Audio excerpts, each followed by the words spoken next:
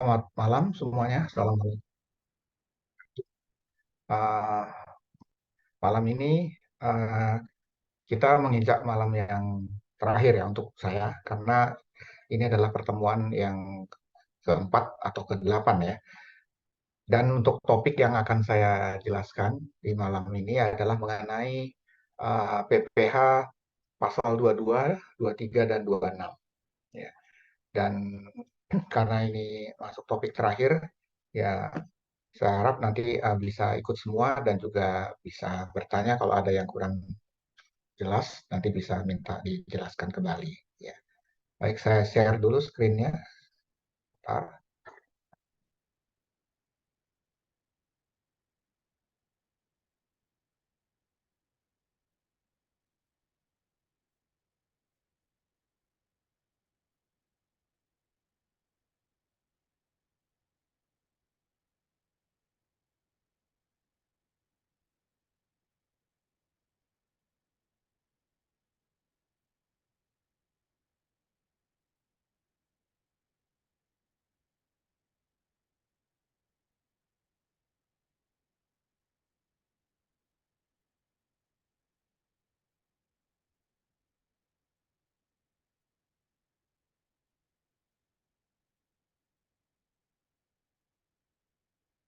Baik, apakah sudah terlihat?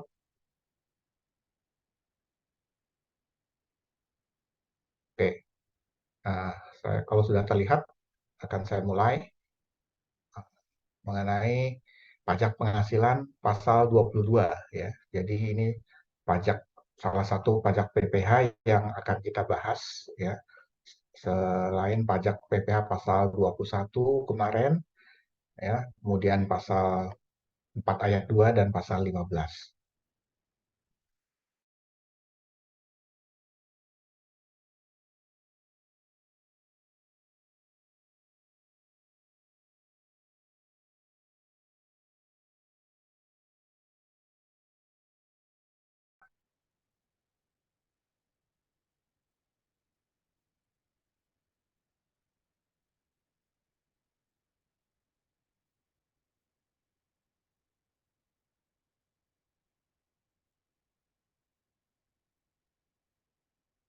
Yang akan kita bahas di sini adalah bagaimana karakteristik dari PPH pasal 22. Kemudian kita coba akan melihat pemungutnya siapa dan bagaimana objek dari PPH pasal 22 tersebut. Ya, dan ketiga kita lihat bagaimana tarif dari PPH pasal 22 dan apa yang dikecualikan dari pemungutan tersebut. Kemudian bagaimana saat terutang ya dari PPH pasal 22 dan tata cara pemungutan, pelaporan, ya, dan ketentuan lainnya nanti kita akan coba lihat. Dan yang terakhir adalah bagaimana PPH pasal 22 atas penjualan barang yang sangat mewah. Oke, kita mulai. Ya. Sebenarnya apa sih karakteristik dari PPH pasal 22 ini? Jadi sebenarnya tujuannya itu adalah kesederhanaan. Ya. Maksudnya di sini adalah bagaimana kita mempermudah ya pengenaan pajak sehingga benar-benar tepat waktu dalam kita melaporkan dan juga membayar. Dan siapa yang menjadi pemungut? Tentunya di sini adalah pihak-pihak tertentu ya yang ditunjuk oleh Menteri Keuangan. Ya, dalam hal ini kita bisa menyebut bendaharawan ataupun ada BUMN yang memang uh, ditunjuk oleh Kementerian Keuangan ya. Nah, apa yang dipungut ya? Di sini yang dipungut adalah atas kegiatan perdagangan barang ya. Jadi di sini kegiatan dari perdagangan tersebut ya. Jadi bukan dari penghasilan ya. Ini yang diatur di dalam apa namanya PMK 34 tahun 2017 ya. Dan kemudian ada update-nya kemarin yang terbaru lagi ada PMK 41 tahun 2022 Jonto Per 57 2010 ya, dan juga peraturan nomor 31 tahun 2015. Siapa yang menjadi pemungut dari objek dan objek dari PPh pasal 22? Sini kita bisa lihat ya.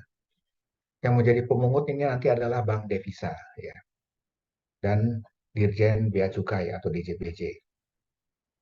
Nah, yang dimaksud bank devisa ini adalah bank-bank yang memang apa namanya bisa menjadi tempat kita membayar pajak, ya, menyetorkan pajak kita, dan dia memang bank-bank biasanya bank-bank pemerintah ataupun ada bank swasta ya, yang beberapa yang sudah menjadi bank devisa. Di sini bank ini memang biasanya untuk lalu lintas giro transaksi yang eh, lebih luas cakupannya. Nah, pemungut yang lain adalah ya bendahara pemerintah ya atau juga dan kuasa pengguna anggaran atau KPA. Nah, yang dimaksud bendahara pemerintah ini biasanya eh, Kementerian Keuangan ya dan juga yang dimaksud kuasa pengguna anggaran ini biasanya adalah orang-orang yang terlibat dalam proyek atau proyek ya proyek pemerintah yang melibatkan anggaran pemerintah ya dalam hal ini APBN, APBD ya. Nah, dia memang ditunjuk sebagai in charge untuk memegang kendali atau proyek tersebut ya. Nah, yang pemungut lain adalah bendahara pengeluaran. Ya. Ini biasanya bendahara pengeluaran ini uh, kalau di kantor pemerintah itu di bagian KPKN ya. Memang dia khusus untuk sebagai treasury-nya atau bendahara dari pemerintah. Nah, selain itu ada KPA atau penerbit SFPM yang diberi delegasi KPA. Ya, maksudnya di sini adalah uh, konsep pengguna anggaran ya, yang memang dia ada penunjukan ya, yang bisa menerbitkan surat perintah membayar atau SPM. Kalau kita lihat objeknya sendiri, ya, kalau untuk yang bank devisa atau DJBC, bea cukai itu biasanya import barang. Ya, jadi kalau misalnya ada perusahaan, ya, misalnya perusahaan importir yang memang mengimpor barang dari suatu negara lain, nah itu nanti dia akan dikenakan objek dari PPh pasal 22 terhadap barang yang diimpor tersebut. Nah, yang menjadi pemungut tentu saja nanti ya menggunakan bank devisa ataupun dari Dirjen Bea Cukai sebagai pemungut. Nah, khusus untuk pembayaran atas pembelian barang, ya ini biasanya kalau yang melakukannya BUMN atau perusahaan-perusahaan swasta, tentu dia akan dipotong PPh pasal 22, ya. Yang apabila ini transaksi ini berhubungan dengan badan-badan pemerintah, ya. Sehingga objek tersebut nanti akan dipungut oleh bendahara pemerintah dan KPA. Nah, khusus untuk bendahara pengeluaran, objeknya adalah pembayaran atas pembelian barang dengan mekanisme uang persediaan. Jadi kita membeli barang, tapi ada semacam uang yang memang sudah dipersiapkan atau uang persediaan.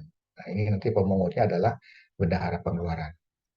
Sedangkan objek untuk KPA atau penerbit SPM yang diberi delegasi KPA, ini biasanya objeknya adalah pembayaran atas pembelian barang pada pihak ketiga, ya, dengan mekanisme pembayaran langsung.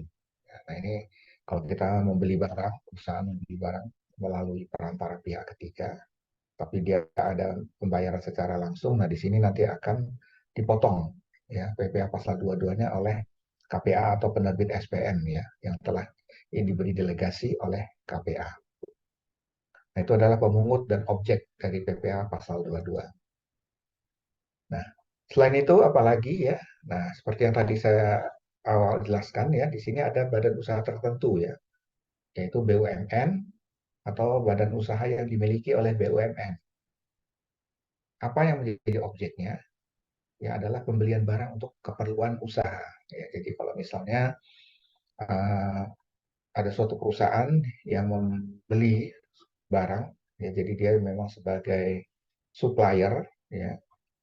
Nah, di sini barang tersebut memang dipergunakan untuk proyek yang dilakukan oleh BUMN.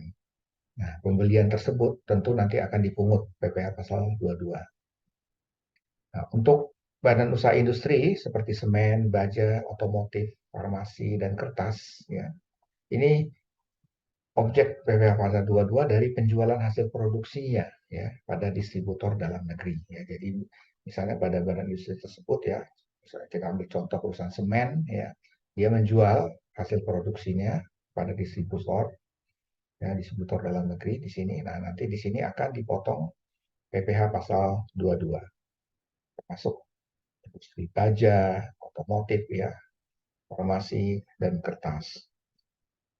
Nah, khusus untuk kendaraan ya di sini ATPM itu nanti akan menjadi pemungut terhadap penjualan kendaraan bermotor ya, tapi penjualannya ini di dalam negeri. Ya.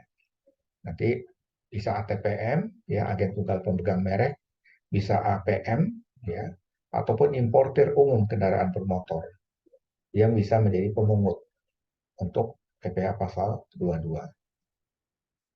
Nah, khusus untuk produsen dan importir BBM, BBG dan pelumas, ya, dia akan memungut terhadap penjualan BBM, bahan bakar gas dan pelumas. Ya.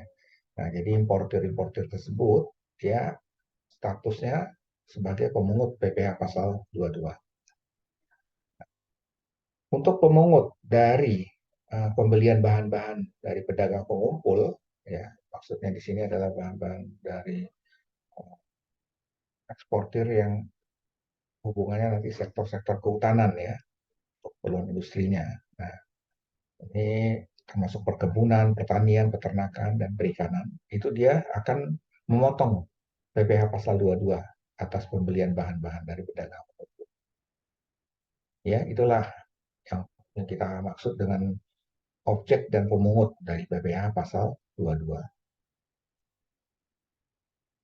Nah, kita coba uh, men, apa namanya, membedah lagi ya untuk pemungut badan usaha tertentu ya yang dimaksud di sini ya.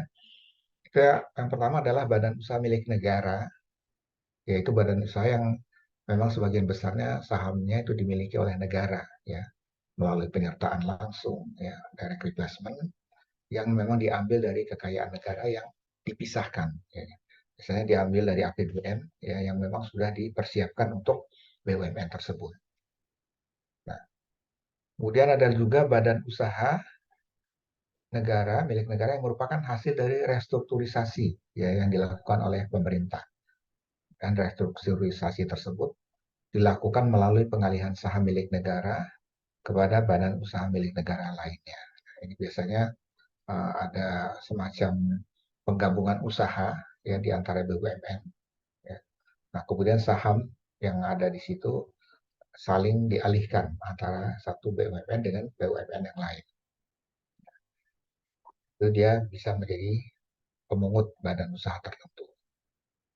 Nah, ada juga badan usaha tertentu yang dimiliki secara langsung oleh badan usaha milik negara. Ya, seperti PT Pupuk Sriwijaya yang ada di Palembang, kemudian PT Petrokimia Gresik, kemudian ada PT Pupuk Kujang, PT Pupuk Kalimantan Timur, ya, atau Kaltim, PT Pupuk Iskandar Muda, ya, kemudian PT Telekomunikasi Seluler, PT Indonesia Power, banyak ya. Kemudian PT Pembangkitan Jawa Bali, PT Semen Padang, PT Semen Tawanasa, PT Almusa Terbuka, PT Krakatau Wajatama, PT Raja Wali Musindo, kemudian PT Wijaya Karya Beton Tbk, PT Kimia Farma Apotik, PT Kimia Trade Pharma Trading and Distribution, kemudian PT Badak Natural Gas Liquefaction, PT Tambang Timah, PT Terminal, Peti Kemas Surabaya, PT Indonesia Comnets Plus, PT Bank Syariah Mandiri, kemudian ada PT Bank BRI Syariah, dan juga ada PT Bank BNI Syariah. Nah, ini juga untuk pemungut badan usaha tertentu yang dimiliki secara langsung oleh BUMN. Nah, kita sekarang coba lihat bagaimana proses dari transaksi ya yang melibatkan ada namanya bank mitra ya, kemudian ada KPPN, kemudian ada KPA ya dalam hal ini Dirjen Pajak, dan ada PT ABC ya. Kemudian ada ini surat setoran pajak SSP. Ya. Di sini kita lihat ya proses ya pertama yang kita lihat di sini adalah PT ABC ya, di sini dia apa namanya menyetorkan PPh pasal 22 1,5 juta tambah dari transaksi 98,5 juta. Ini ada kaitannya dengan antara bank dengan KPA sebagai bendahara pemerintah, kalau hari ini Ditjen Pajak. Nah, di sini ada transaksi 100 juta. Ya. Kemudian kita juga lihat di sini ada tagihan 100 juta ya dari PT ABC ke PT ke KPA, Ditjen Pajak.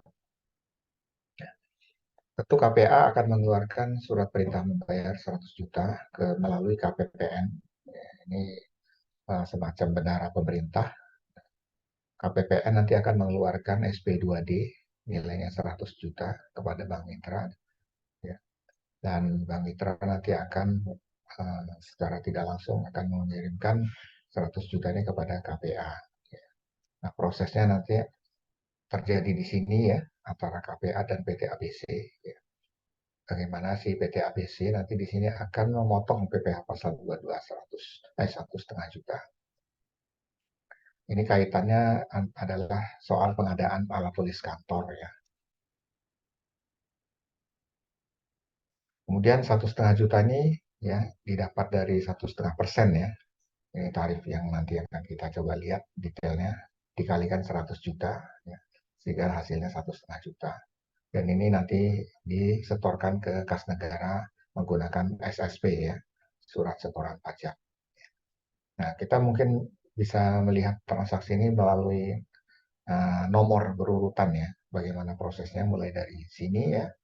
PT ABC yang mengeluarkan tagihan 100 juta kepada KPA, kemudian kedua KPA mengeluarkan SPM, kemudian diterima oleh KPPN, kemudian KPPN mengeluarkan ya, SP2D ya, dan dari sini nanti dari Bank Mitra akan mentransfer ke KPA, Ditjen Pajak dalam hal ini. Nah, Ditjen Pajak mengeluarkan surat setoran pajak yang kelima di sini. Ya, terakhir nanti KPA akan melakukan semacam buktinya akan diberikan ke sini ke PT ABC. Nah, atas transaksi tersebut ya KPA DJP akan menyetor PPh pasal 22 menggunakan SSP ya atas nama rekanan PT ABC. Jadi di sini atas nama KPA menyetor ini adalah atas nama PT ABC. Kemudian melaporkan transaksi pemungutan dan pembayarannya menggunakan SPT massa. Jadi nanti ada form khusus SPT massa PPh pasal 22. Nah, kaitannya lagi adalah pengadaan barang. Ya, pengadaan barang di sini kalau kita lihat urutannya, yang pertama di sini kita lihat ada PT ABC ya mengirimkan tagihan 100 juta kepada KPA. Ya, kemudian KPA akan mengeluarkan SPM surat perintah membayar kepada KPPN yang nilainya 100 juta tersebut. KPPN akan bekerja sama dengan Bank Mitra dan juga akan memberikan semacam informasi kepada PT ABC. Ya. Dia KPPN mengeluarkan surat perintah SP2PD 98,5 juta ya, artinya sudah dipotong. Ya. Sedangkan SSP PPh pasal 22 1,5 juta nanti akan diberikan oleh KPPN ke ABC. Nah, Bank Mitra nanti akan mengeluarkan uang mentransfer uang 98,5 juta kepada PT ABC. Ya. Nah, ini ada siklusnya seperti ini ya. Jadi atas transaksi tersebut KPA DJP ya akan menyetor PPh pasal 22 menggunakan SSP atas nama rekanan PT ABC sama seperti tadi ya. Kemudian nanti melaporkan transaksi pemungutan dan pembayarannya menggunakan SPT massa. Jadi kejadiannya nanti akan seperti yang tadi ya. Nah, jadi kalau kita lihat bagaimana tarif PPh pasal 22, ya di sini kalau kita lihat ada impor, ya, kemudian ada ekspor komoditas tambang, dan ada pembelian barang. Kalau impor, ya, dia akan dikenakan tarif 10% dari nilai impor. Nah, ini ter, ter, tergantung dari barang-barang tertentu ya yang ada di lampiran A namanya, PMK 41 tahun 2022. Jadi ada list barang-barang impor yang memang sudah ditentukan. Ya, dan ini tarifnya adalah 10%. Kemudian bisa menjadi 7,5% yang dikalikan nilai impor apabila nanti sesuai dengan lampiran B, ya, PMK 41 tahun 2022. Sedangkan apabila importer itu memiliki API, ya, atau angka pengenal impor, ya, itu nanti nilainya akan, ini tarifnya akan menjadi 2,5% dari nilai impor. Ya. Nah, kalau misalnya tarifnya menjadi 0,5% dari nilai impor, ya, ini apabila hubungannya dengan impor gandum, kedelai, tepung terigu, ya, ini apabila dengan API, ya, ada di lampiran C PMK 41 tahun 2022. Terus bagaimana dengan ekspor komoditas tambang? Kalau ekspor itu tarifnya adalah 7,5% dari nilai impor. Ya, apabila tidak menggunakan API, ya, dalam hal ini importir tidak memakai angka pengenal impor. Sedangkan kalau dia menggunakan kalau untuk ekspor batu bara, mineral logam dan non logam, ya, kecuali yang terikat kontrak karya, ya. Nah, maksudnya yang kontrak karya ini kalau dia memang ada kaitannya dengan pemerintah. Nah, ini nanti nilainya adalah 1,5%. Ya, tarifnya 1,5% dikalikan nilai ekspor. Nah, khusus untuk pembelian barang, ya, di sini pembelian barang atau bahan keperluan untuk kegiatan-kegiatan usaha, tarifnya adalah 1,5% harga beli, ya, dari harga beli. Tapi di luar PPN, jadi tidak termasuk PPN. Nah, untuk penjualan BBM, kemudian BBG, dan pelumas, ya, ini kalau misalnya penjualannya pada stasiun pengisian bahan bakar umum Pertamina, ya, itu nih tarifnya adalah 0,25%, ya, dari penjualan, ya, tapi tidak termasuk PPN.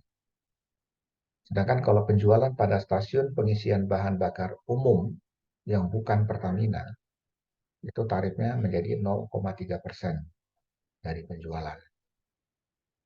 Nah, selain yang di atas, ya, selain dari Pertamina dan bukan Pertamina, penjualan pada selain yang di atas, ini, ya, artinya bukan di bahan bakar ya, di SPBU, ya, berarti. Nah, ini adalah 0,3% dari penjualan.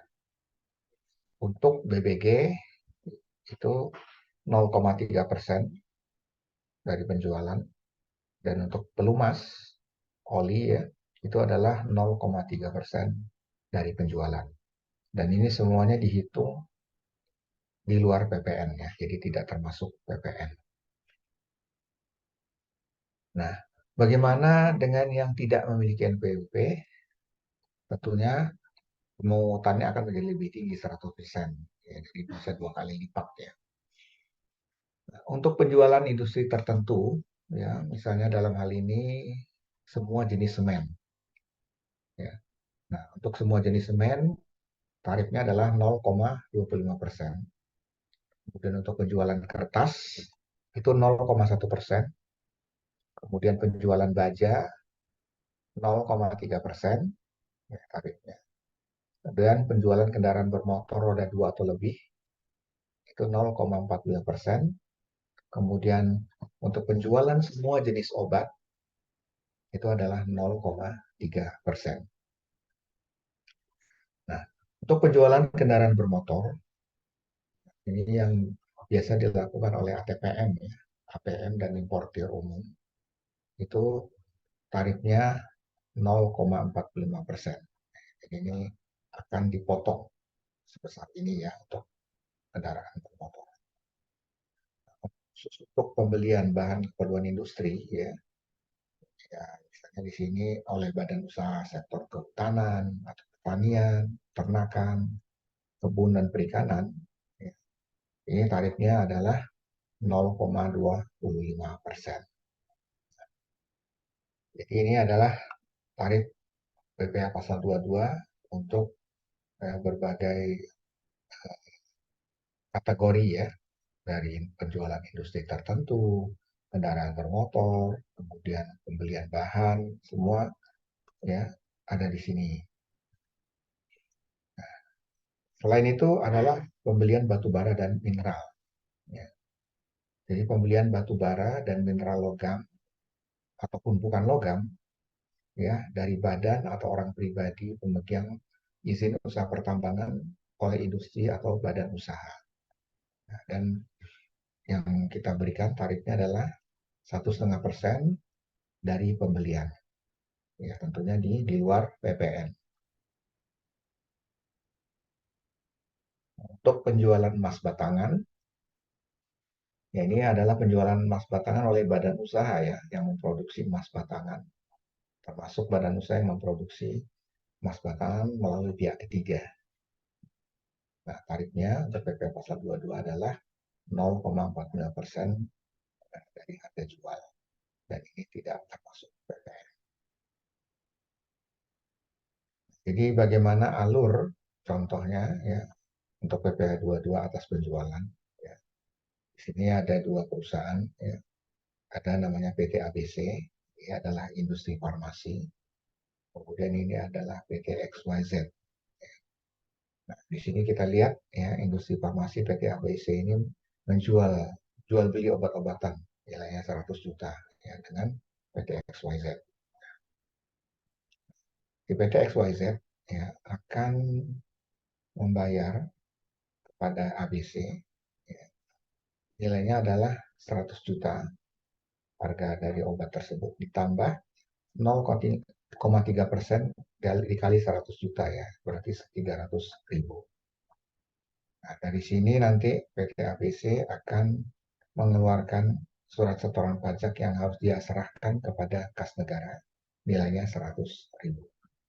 Dan setelah itu PT ABC akan mengirimkan obat beserta bukti potong dari PPh pasal 22 300.000 kepada PT XYZ. Jadi kalau kita lihat di sini ya, dia PT ABC akan membuat bukti pemungutan PPh pasal 22, kemudian membayar PPh pasal 22 menggunakan SSP ya, atas nama PT ABC per transaksi atau gabungan seluruh transaksi dalam satu masa. Kemudian melaporkan transaksi pemungutan dan pembayarannya menggunakan SPT masa. Ini adalah alur ya bagaimana PPh pasal 22 atas penjualan. Nah, selanjutnya kalian bisa menghitung ya, bisa menjadikan ya ini bisa jadi soal untuk latihan ya. Bagaimana penerapan pasal 22 import ya. Jadi ini ada soal ya.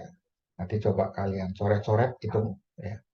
Ada PTA memiliki API ya, mengimpor mesin harganya 500.000 US dollar. Dan dia dikenakan biaya masuk 20%, kemudian harus membayar asuransi 10.000, kemudian biaya angkut 40.000 US dollar. Nah, pada saat dilakukan impor, kurs Menteri Keuangan 1 dolarnya adalah 8.000. Jadi bisa kalian coba ya, kalikan karena dia memiliki API berapa persen tarifnya ya. Bisa mereverse lagi ke slide yang sebelumnya ya, mundur. Bisa tarif untuk PPh pasal 22 impor ini untuk mengimpor mesin ya. Nah, di sini kan ada harga mesinnya ada 500.000. Berarti kita harus tambahkan dulu dengan biaya masuknya 20% ya, berarti 20% kali 500.000. Kemudian asuransinya juga masukkan 10.000, kemudian biaya angkut 40.000. Nah, total jumlahkan ya. Dan setelah itu nanti dikalikan kurs 8.000. Berapa dalam rupiah? Ya. Setelah itu nanti kalikan dengan tarif PPh pasal 22-nya. Jadi silakan dicoret-coret ya, saya tidak akan ini memperlihatkan jawabannya, tapi bisa kalian uh, latihan, latihan untuk menghitungnya sendiri. Ini adalah jawabannya ya. Jadi seperti ini ya. Kalau kalian lihat ya, ini ada harga impor namanya CIF ya, atau sama dengan CIF, Cost Insurance and Freight ya. Yang dimaksud cost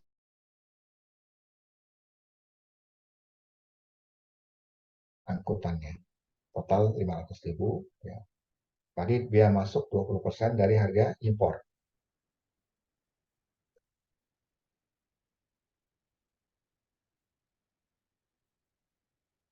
Ya. Jadi dari harga impor 20% ya dikalikan 550.000 tadi. Totalnya adalah 110.000. Biaya masuk ditambah dengan yang harga impor, ya hasilnya adalah 600.000. Kita kalikan dengan kurs tadi, 1 US dollarnya 8.000, kalikan tarif 2,5%, ya tadi ada yang jawab 2,5%, oke. Ya, hasilnya adalah ini ya, 132 juta untuk PPh pasal 22 impor.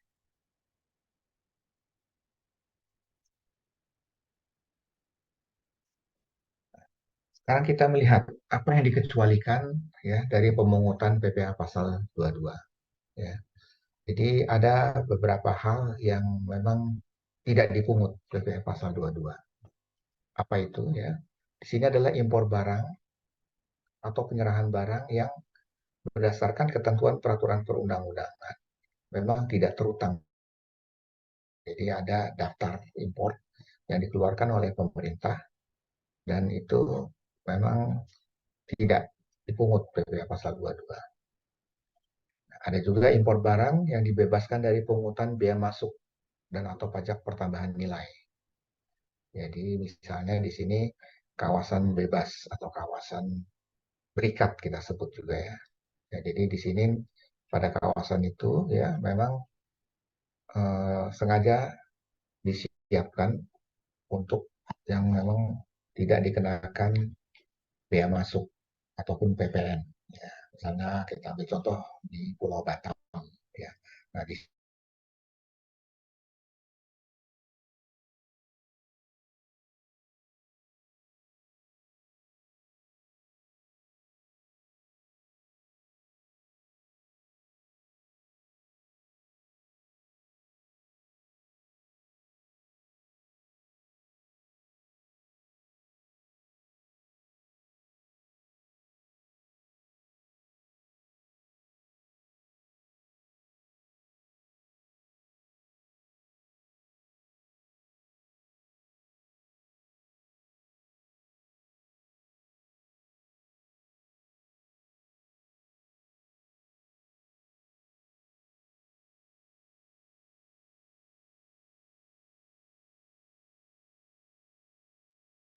jaringannya sempat terputus, saya lanjutkan lagi.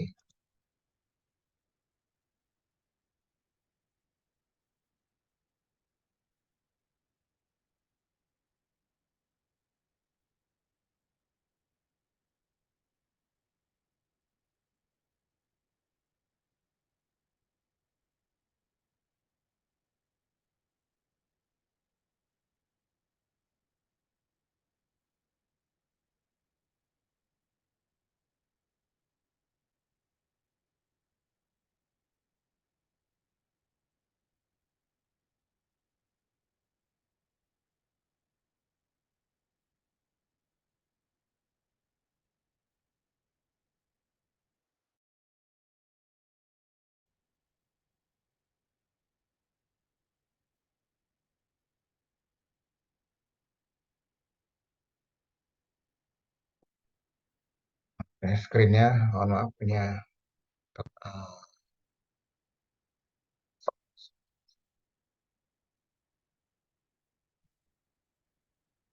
kelihatannya internetnya masalah ya.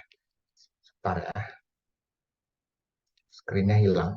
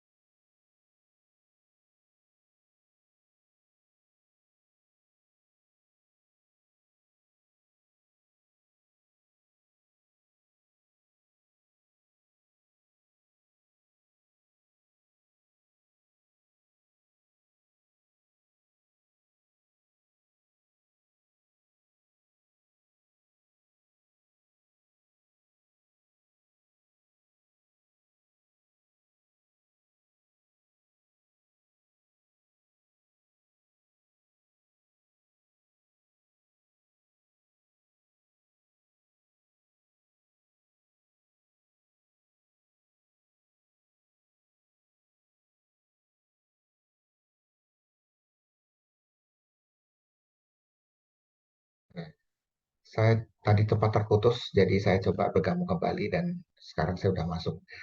Oke, sebentar ya, saya share screen lagi. Oh, host disable. Waduh, saya nggak bisa share screen nih. Bisa, Bu moderator bisa tolong untuk share screen-nya bisa diaktifkan.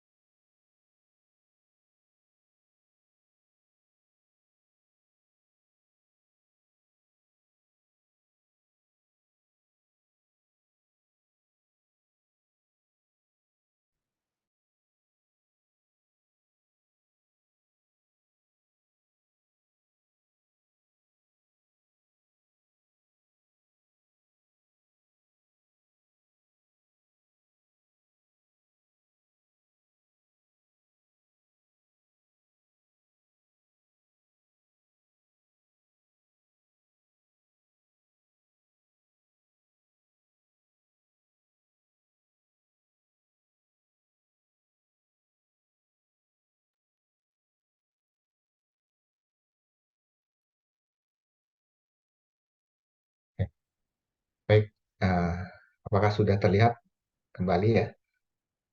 Mohon maaf, saya terlempar tadi dari ini jaringan. Ya, saya lanjutkan kembali ya. Sebentar.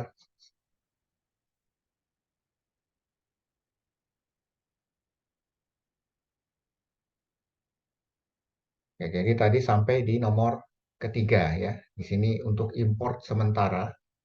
Ya, jadi misalnya kita pada waktu mau mengimpor, ya, kemudian nyata-nyata impor itu adalah digunakan untuk ekspor kembali, ya. Ini biasanya pengusaha maklon ya.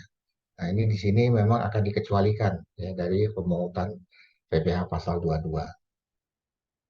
Nah, kemudian ada lagi namanya yang keempat ini adalah impor kembali ya atau reimport ya. Jadi barang-barang eh, apa namanya yang telah diekspor kemudian diimpor kembali dalam kualitas yang sama ya atau barang-barang yang telah diekspor untuk keperluan perbaikan, pengerjaan dan pengujian yang telah memenuhi syarat yang ditentukan oleh Direktorat Jenderal Bea dan Cukai. Ya, jadi di sini eh, akan dikecualikan ya khusus barang-barang yang telah ekspor kemudian diimpor ya dalam bentuk dan kualitas yang sama. Kemudian ada lagi yang kelima ya yang dikecualikan itu hubungannya dengan pembayaran yang dilakukan oleh pemungut pajak. Ya. Jadi maksudnya di sini itu adalah pertama itu pembayaran oleh bendaharaan pemerintah yang jumlahnya maksimum 10 juta dan tidak merupakan pembayaran yang terpecah-pecah. Ya, nah ini yang pertama ya, khusus untuk pembayaran oleh bendahara pemerintah. Nah, yang berikutnya kedua adalah pembayaran oleh badan usaha tertentu ya. Sama ya, jumlahnya maksimum 10 juta dan tidak terpecah-pecah. Kemudian yang ketiga adalah pembayaran untuk pembelian bahan bakar minyak, listrik, gas, pelumas, benda pos, pemakaian air dan listrik ya. Ini juga termasuk ya. Dan yang keempat ini adalah pembayaran untuk pembelian minyak bumi, ya, gas bumi dan produk sampingan dari kegiatan usaha hulu di bidang mitigasi yang dihasilkan di Indonesia dari kontraktor atau kantor pusat kontraktor eksplorasi dan eksploitasi ya dengan kontrak kerjasama. Nah, ini adalah ya yang dikecualikan juga. Dan juga ada lagi yang kelima ini pembayaran untuk pembelian panas bumi atau listrik hasil pengusahaan panas bumi ya dari wajib pajak yang menjalankan usaha di bidang panas bumi dengan kontrak kerjasama. Nah, yang keenam ya ini pembelian bahan-bahan kehutanan, perkebunan, pertanian, peternakan, dan perikanan ya yang belum melalui proses industri manufaktur. Jadi untuk keperluan industri atau ekspor yang paling banyak nilainya adalah 20 juta. Ini juga dikecualikan. Nah, Kemudian yang G ya atau ketujuh ini adalah pembelian batu bara, ya mineral logam atau mineral bukan logam, ya baik dari orang pribadi ataupun dari badan, ya yang memang memiliki izin usaha pertambangan. Ya. Kemudian telah dipungut PPh pasal 22 oleh badan usaha tertentu ya dalam hal ini BUMN dan perusahaan milik BUMN. Ini adalah yang dikecualikan dari pungutan PPh pasal 22. Nah, kemudian ini ada yang keenam, ini adalah impor emas batangan ya yang akan diproses untuk menghasilkan barang perhiasan dari emas untuk tujuan ekspor. Dan ketujuhnya adalah pembayaran untuk pembelian barang sehubungan dengan BOS ya, bantuan operasional sekolah. Ini pun dikecualikan untuk PPh pasal 22.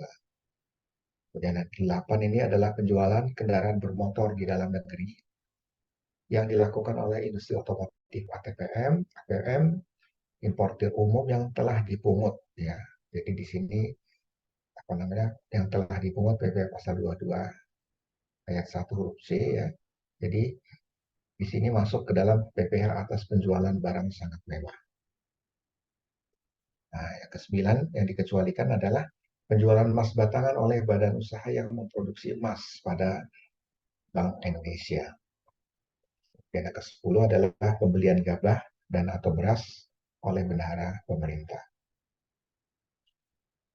Dan 11 di sini pembelian gabah dan atau beras oleh Bulog. Nah, ini semua adalah yang dikecualikan pemungutan PPh pasal 22. Kapan saat terutang? Ya, artinya pada saat kapan pasal PPh pasal 22 itu dianggap terutang? Ya. Jadi kalau hubungannya dengan impor, ya, itu adalah saat pembayaran bea masuk. Ya, jadi dalam hal bea masuk ditunda atau dibebaskan, ya, saat penyelesaian pemberitahuan impor barang atau PIB. Nah, untuk pembelian barang itu adalah pada saat pembayaran. Tentunya seperti itu ya. Kemudian untuk penjualan barang, jadi saat penjualan hasil produksi industri semen atau kertas atau baja atau otomotif.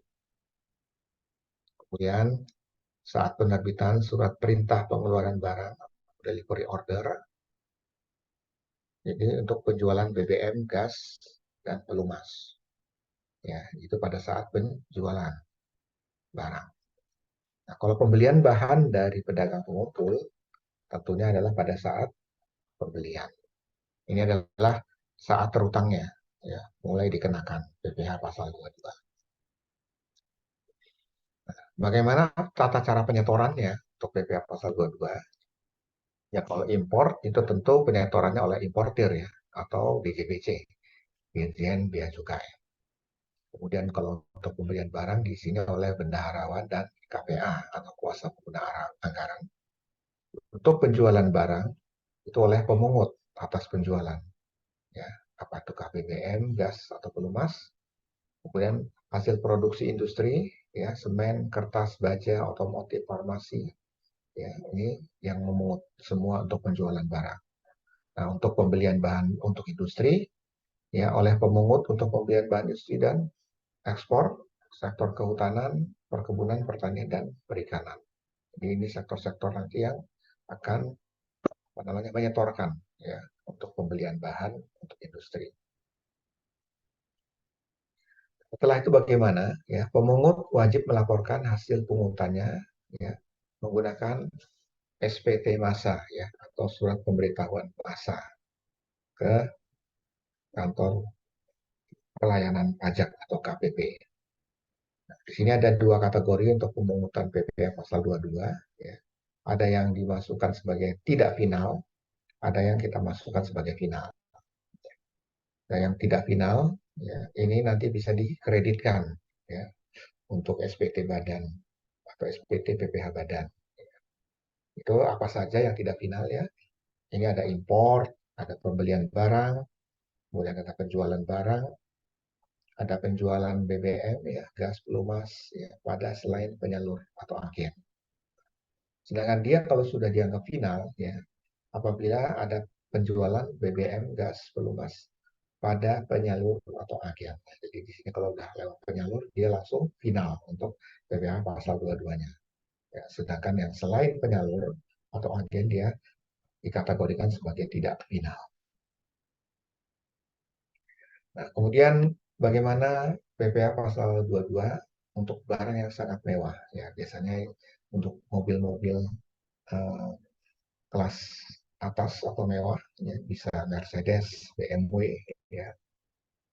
Nah, ini kalau kategori mewah bisa kita lakukan seperti yang memang dia premium price, ya, memang harganya memang mahal, ya, itu dia akan dikenakan PPh pasal 22. Siapa yang menjadi pemungut? Ya, tentu adalah wajib pajak badan yang melakukan penjualan, ya. Ini biasanya adalah dealer atau ATPM, agen tunggal pemegang merek.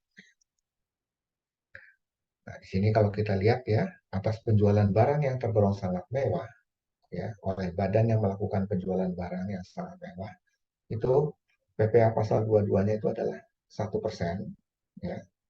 Kemudian 5% dari harga jual, ya. Jadi tidak termasuk PPN. Apa saja yang dimogolongkan selain mobil, ya, barang yang sangat mewah? Ini ada di PMK 9 garis miring PMK titik 03 garis miring 2019, ya. Di sini adalah dipungut PPh pasal 22 sebesar 1% atas barang sangat mewah sebagai berikut. Jadi yang contohnya di sini ada rumah beserta tanah, ya, dengan harga jual atau harga pengalihannya lebih dari 30 miliar rupiah. Atau luas bangunannya di sini adalah lebih dari 400 meter persegi. Ya, ini untuk rumah. Kalau untuk apartemen, ya, kondominium dan sejenisnya, itu ditetapkan harga jualnya atau pengalihannya lebih dari 30 miliar. Sama, ya. Tapi luasnya di sini adalah 150 meter persegi. Jadi agak lebih kecil dari rumah. Kemudian yang dipungut PPh pasal 22 sebesar 5% atas barang sangat mewah itu juga akan mencakup, ya, pesawat terbang pribadi, ya, atau helikopter pribadi, ya, kapal pesiar, yah, ya, atau yang sejenisnya juga. Atau di sini adalah kendaraan bermotor roda 4 pengangkutan orang kurang dari 10 orang, ya. Ya, bisa berupa sedan, jeep, SUV, ya, sport utility vehicle, MPV, multi-purpose vehicle, minibus, dan sejenisnya. Harga jualnya, ya, harus lebih dari 2 miliar rupiah. Nah, itu nanti akan kena PPh 22 5%. Atau di sini juga kategorinya adalah silindernya lebih dari 3.000 cc. Untuk kendaraan bermotor roda 2 dan roda 3, harga jualnya harus lebih dari 300 juta rupiah. Kapasitas silindernya itu harus lebih dari 250 cc. Nah, itu adalah untuk kendaraan, ya. Di sini bisa kalian coba hitung, ya, bagaimana ada kasus-kasus yang, ya, ini ada Holden Indonesia, ya, dia memiliki API angka pengenal impor. Dia mengimpor spare part mobil, harganya 200.000 Australian dollar. Untuk biaya angkutnya adalah 9.000 Australian dollar, insuransinya 10.000 Australian dollar, dia masuk 20%, ya. Kurs KMK pada saat transaksi adalah 1 Australian dollar 9.800. Nah, jadi hitunglah PPh pasal 22 yang harus dipungut atas transaksi tersebut. Ini sama seperti kita tadi hitungan yang pertama, ya, biaya masuknya kita gabungkan nanti dengan harga barang. Nah, jadi kalau kita lihat, ya, Ini cara menghitungnya ya. Cost-nya ya di dalam hal ini cost-nya adalah harganya spare part-nya ya. Di sini 200.000 Australian dollar. Kemudian insurance-nya 10.000.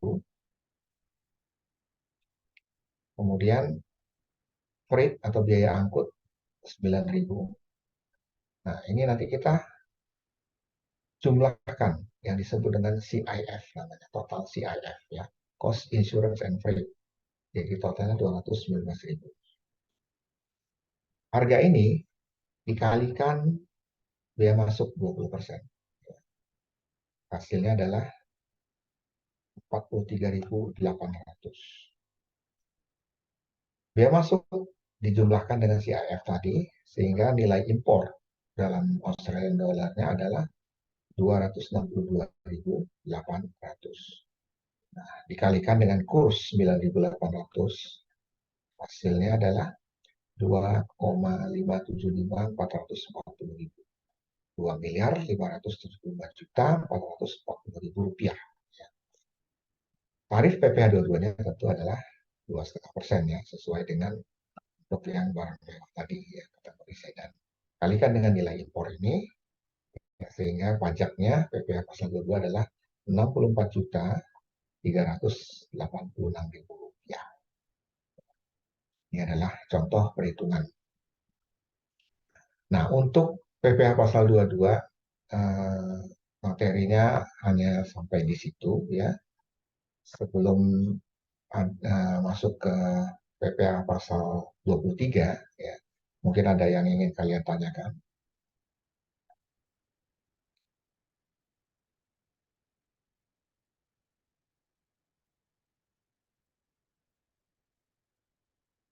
Baik, saya lanjutkan ke 23 ya.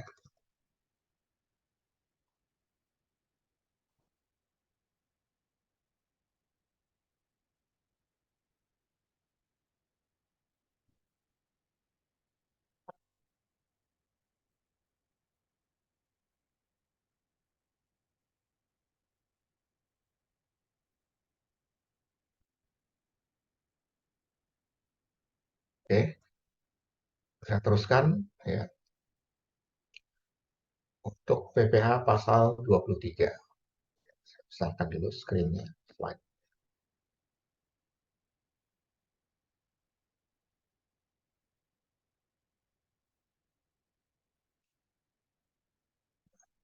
Apa itu pajak penghasilan pasal 23 ya. Nanti kita akan lihat dasar hukumnya, bagaimana subjeknya, serta pemotong PPh pasal 23, objeknya juga apa-apa yang dikecualikan ya. Kemudian ada jasa-jasanya apa saja ya. Kemudian tentu ada tarif ya. Dan juga nanti kita lihat bagaimana penyetorannya, pelaporannya ya, dan bagaimana contoh penghitungannya. Nah, nanti juga saya akan memperlihatkan bagaimana kita memasukkan ISPT ya untuk PPh pasal 23 ini. Nah, ini adalah dasar hukum untuk perhitungan PPh pasal 23, yaitu PP 94 tahun 2010 ya, tentang penghitungan penghasilan kena pajak dan pelunasan PPh dalam tahun berjalan.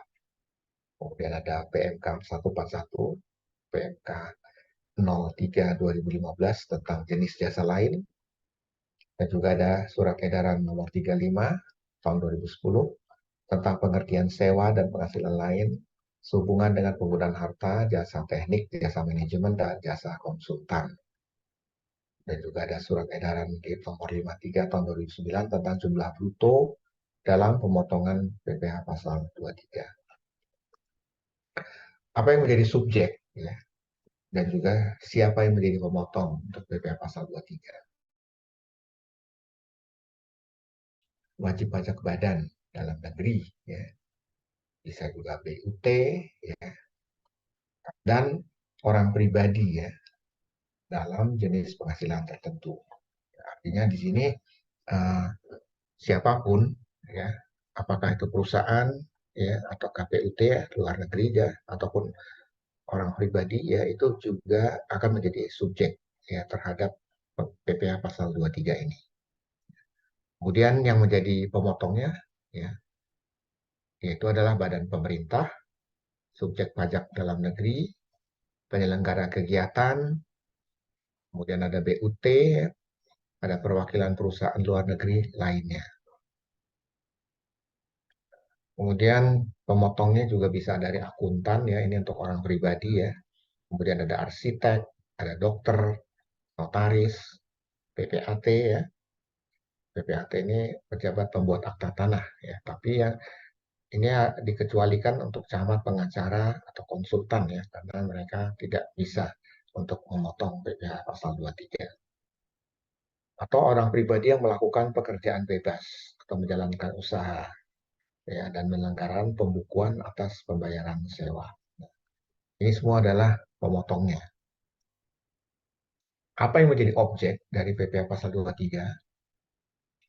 Jadi pada dasarnya PPh pasal 23 dikenakan atas penghasilan yang asalnya dari ini. Kita bisa lihat. Ya, pertama kita bisa lihat dari modal. Ya, itu bisa berupa dividen, bisa berupa bunga, kemudian ada royalti, sewa, ya. Nah, ini di sini contoh bunganya bisa bunga pinjaman antar wajib pajak badan, ya, baik dalam negeri ataupun BUT. Selain, ya, bank, dana pensiun, dan reksadana. Kemudian objek yang lain itu adalah jasa atau penyerahan jasa. Di sini jasa itu bisa berupa jasa teknik, kemudian ada jasa manajemen konsultan, nah, jasa manajemen, jasa konsultan, ya, ataupun jasa-jasa lain. Kemudian objek yang lain adalah penghargaan untuk penyelenggaraan kegiatan, ya, selain yang sudah dipotong PPh pasal 21. Jadi untuk event-event organisasi, event organization, ya, itu kan biasanya juga penyelenggara untuk kegiatan. Tapi kalau dia sudah dipotong PPh pasal 21, jadi dia tidak akan dipotong lagi PPh pasal 23. Nah, apa yang dikecualikan dari pemotongan PPh pasal 23? Ya, yang pertama adalah penghasilan yang dibayar atau terutang pada bank bunga. Ya, jadi kalau ada penghasilan, ya, yang dibayar, ya, atau terutang dari bank bunga, ini nanti dikecualikan.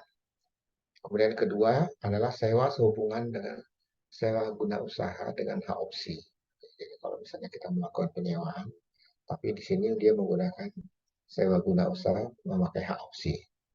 Kemudian yang ketiga, apa yang dikecualikan, ya, adalah dividen. Dan yang keempat ini adalah bunga obligasi yang diterima reksadana. Kemudian, oh, ini salah, ya, harusnya ini yang kelima, ya. Ini adalah bagian laba yang diterima CV yang modalnya tidak terbagi atas saham, ya, persekutuan, firma, dan kongsi. Ya, jadi misalnya ada pembagian saham, ada pembagian modal, ya, dari laba usaha, ya. Di sini yang utama adalah di perusahaan CV namanya, yang memang dia tidak terbagi atas saham. SHU, yang keenam, ya, sisa hasil usaha koperasi yang dibayar pada anggota. Ini juga tidak dipotong PPh pasal 23. Termasuk di sini bunga simpanan yang dibayarkan oleh koperasi pada anggotanya. Ya, jadi yang tidak melebihi batas-batas tertentu. Hal-hal ini dikecualikan, ya, dari pemotongan PPh pasal 23. Kita lihat dari tiga jasa yang ada di PPh pasal 23, ya. Pertama jasa teknik, ya, kemudian ada manajemen, ya, kemudian ada jasa konsultansi. Nah, kita lihat dulu jasa teknik. Di sini jasanya apa, ya? Ini adalah pemberian jasa dalam bentuk informasi, ya, yang berkenaan dengan pengalaman dalam bidang industri, perdagangan, dan ilmu pengetahuan. Ini bisa meliputi, ya, pelaksanaan suatu proyek tertentu, ya, bisa pemetaan atau pencarian dengan bantuan gelombang seismik, ya, ahli-ahli geologi, ya. Ini tergolong dengan jasa teknik. Yang kedua dia adalah pembuatan suatu jenis produk tertentu.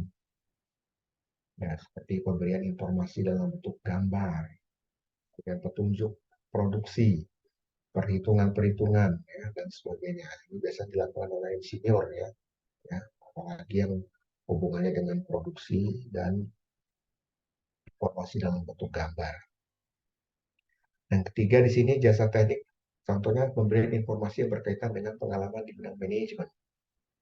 Jadi misalnya memberikan informasi melalui seminar atau pelatihan, ya, ya tentu ya, peserta dan materinya sudah ditentukan oleh pengguna jasa. Nah itu adalah pengertian dari jasa teknik. Kemudian bagaimana dengan jasa manajemen? Ya, di sini adalah jasa dengan ikut serta secara langsung dalam pelaksanaan atau mengelola manajemen. Ya, jadi misalnya konsultan manajemen dia melakukan pekerjaan jasa kepada suatu perusahaan. Ya, di sini kan dia secara tidak langsung ikut dalam pelaksanaan ya atau pengelolaan manajemen. Ada lagi yang memang jasa konsultan. Ini dia sebenarnya adalah advice ya, jadi memberikan advice atau petunjuk atau pertimbangan atau nasihat profesional ya dalam suatu bidang usaha, kegiatan atau pekerjaan yang memang dilakukan oleh tenaga ahli. Nah, di sini bisa jadi pengacara, akuntan ya. Nah, ini bisa adalah perkumpulan tenaga ahli ya yang tidak disertai dengan keterlibatan langsung para tenaga ahli tersebut dalam pelaksanaan. Jadi dia di luar dari hal-hal yang dia advice ya. Jadi dia memang pihak yang independen. Kemudian ada lagi pengertian yang dimaksud dengan jasa lain. Ya, ini adalah jasa lain yang ada di dalam PMK 141 tahun 2015.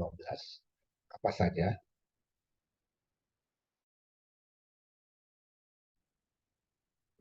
Ada namanya jasa penilai, appraisal, ya orang yang menilai properti, ya, atau juga kita mengenal namanya KJPP ya, kantor jasa penilai publik, ya itu kantornya. Itu adalah jasa lain. Aktuaris, ya. Aktuaris ini juga adalah jasa yang memang dilakukan seorang aktuaria ya, dan ini adalah satu keahlian ya, yang bisa menghitung bagaimana pesangon harus disiapkan ya di dalam suatu perusahaan. Akuntansi ya, bisa berupa jasa-jasa akuntansi, pembukuan, dan konsolidasi laporan keuangan, ya. Ini masuk dalamnya. Ya. Dan ada lagi jasa hukum, arsitektur, kemudian perencanaan kota, desain, drilling, ya. Kemudian ada penunjang badan usaha panas bumi, migas, penunjang bidang penerbangan dan bandar udara, penebangan hutan limbah, penyedia tenaga kerja atau outsourcing, keagenan, perdagangan efek, dubbing, mixing film, pembuatan sarana promosi, ya ada hubungannya dengan hardware, software komputer ya, atau pengelolaan website, internet, penyimpanan atau pengolahan data, informasi atau program dan lain-lain. Ini ada di modul juga ya. Kita lihat positif listnya ada. Maksudnya di sini jasa-jasa selain yang disebutkan di atas ya. Jadi dia memang bukan objek PPh pasal 23. Bagaimana tarif ya untuk PPh pasal 23? Ini kita bagi dalam namanya jenis penghasilan.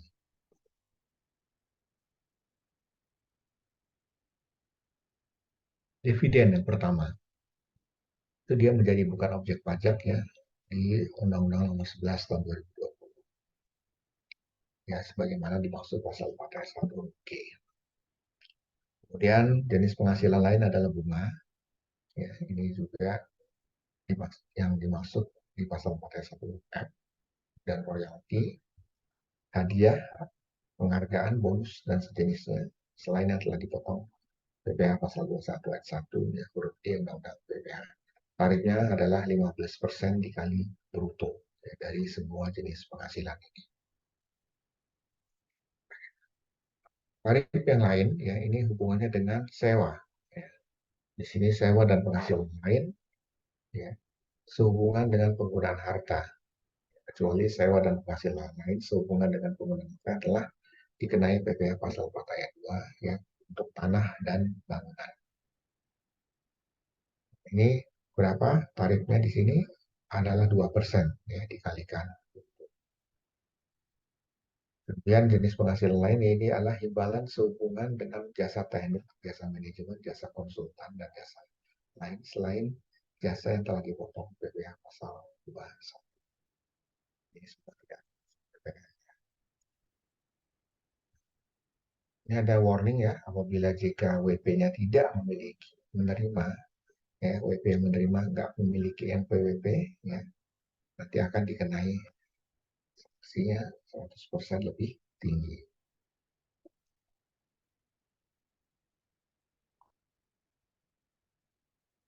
Nah, bagaimana saat terutang PPh pasal 23? Itu adalah saat recording date. Ya. Jadi ini untuk perusahaan go public. Ya. Jadi di sini yang dimaksud adalah recording date itu adalah saat pada saat ya terjadinya ya catatan transaksi tersebut terjadi ya.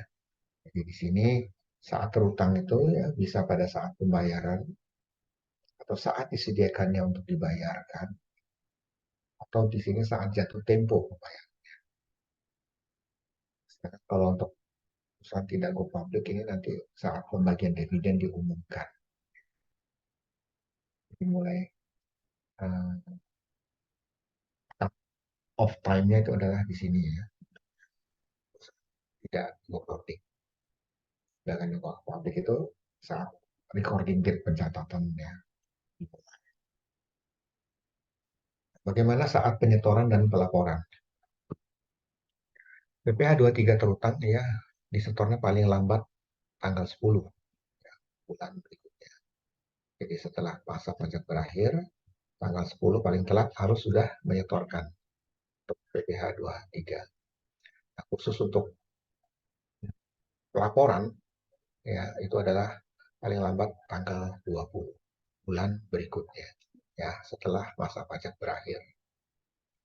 Jadi ini adalah tanggal-tanggal batas untuk penyetoran dan pelaporan.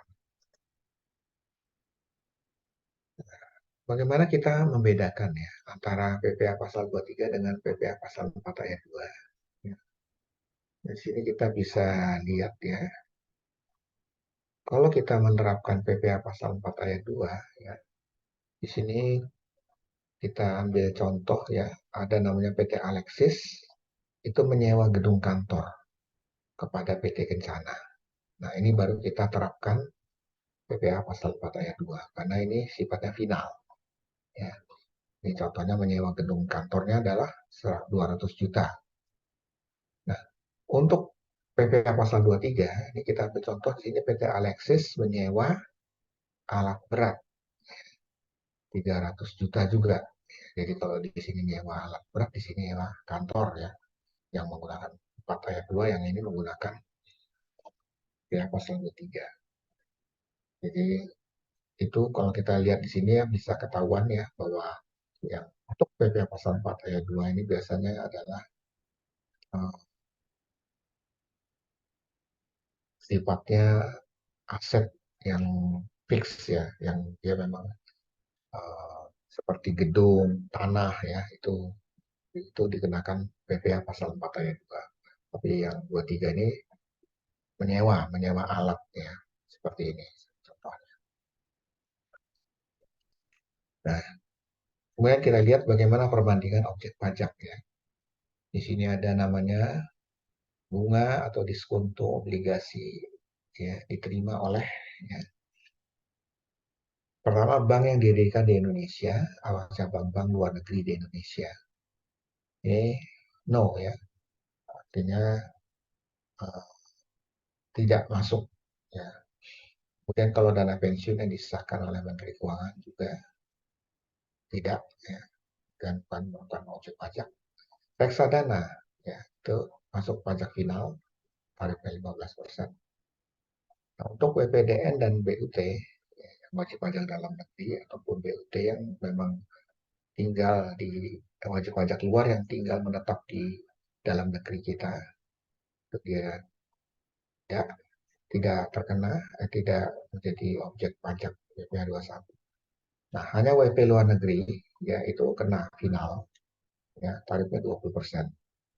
Atau kalau ada perjanjian berganda P3B atau tax treaty antar negara tersebut itu bisa mengikuti ya, perjanjian P3B-nya. Jadi bisa di bawah 20%. Dan kita melihat bunga di sini. Ya. Jadi kalau simpanan koperasi pada anggota yang tidak haknya di bawah 240.000, dia tidak dikenakan pajak 0%. Tapi ini kategori final. Tapi dia kalau melebihi 240.000 dikenakan tarif 15%. Ya, dan masuk final. Ya. Kalau bunga yang dibayarkan pada bank itu bukan objek pajak. Untuk bunga deposito atau tabungan, yaitu pajaknya final, ya tarifnya 20%. Nah, untuk bunga yang selain di atas, itu dikenakan 15%. Bagaimana dengan hadiah? Kita lihat di sini perbandingan objek pajaknya. Kalau hadiah langsung itu non, ya, non final. Tapi kalau hadiah undian itu kategorinya final. Ya, tarifnya 25%. Kemudian untuk penghargaan, pekerjaan, kegiatan, perlombaan ya yang diterima oleh wajib pajak orang pribadi ya, itu masuk kategori PPh pasal 21 dan mengikuti tarif pasal 17 ya, skema tarif untuk PPh 21. Nah, tapi kalau untuk penghargaan, pekerjaan, kegiatan, perlombaan yang diterima wajib pajak badan, ya itu masuk PPh pasal 23, tarifnya adalah 15%.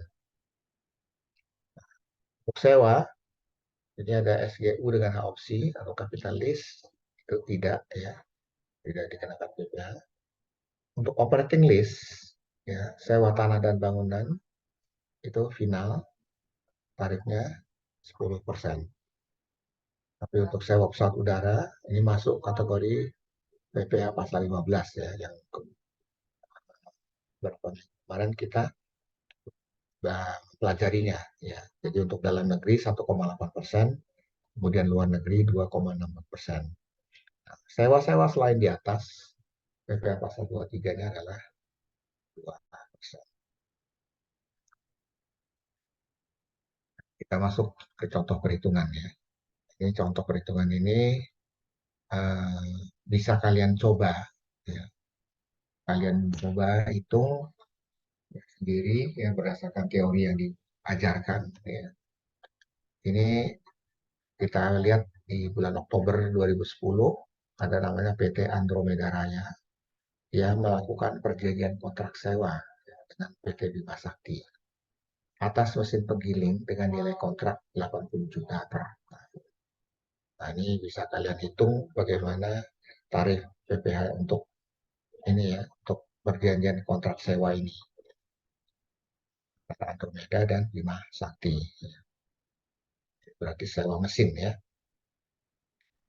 Nah, yang kedua di sini adalah CV Pancaroba menggunakan jasa manajemen ya, dari sebuah kantor konsultan manajemen PPM mantap ya. Nah, nilai kontraknya adalah 55 juta per tahun.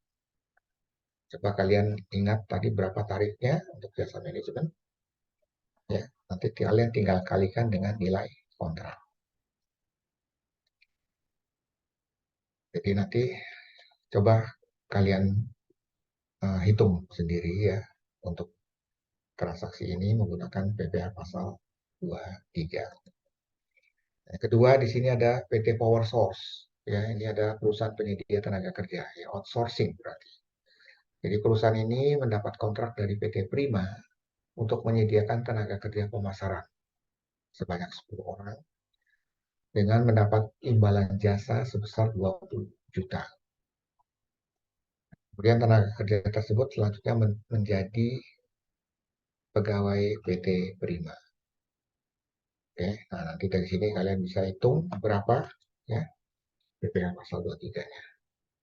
Nah, kemudian atas pembayaran yang dilakukan PT Prima kepada PT Power Source, itu dipotong PPh pasal 23 oleh PT Prima sebesar, ya, ini ya, 2% dikalikan 20 juta, artinya 400.000. Ini contoh ketiga. Ini PT Makmur Jaya, ya, merupakan perusahaan penyedia tenaga kerja untuk security. PT Makmur Jaya mendapat kontrak penyediaan tenaga kerja satpam sebanyak 20 orang dari PT Dwi Tunggal. Tenaga kerja satpam tersebut tetap merupakan pegawai PT Makmur Jaya. Dalam kontrak disepakati bahwa pembayaran atas jasa penyerahan jasa oleh PT Makmur Jaya, ya, terdiri dari gaji untuk 20 orang satpam per bulan sebesar 20 juta.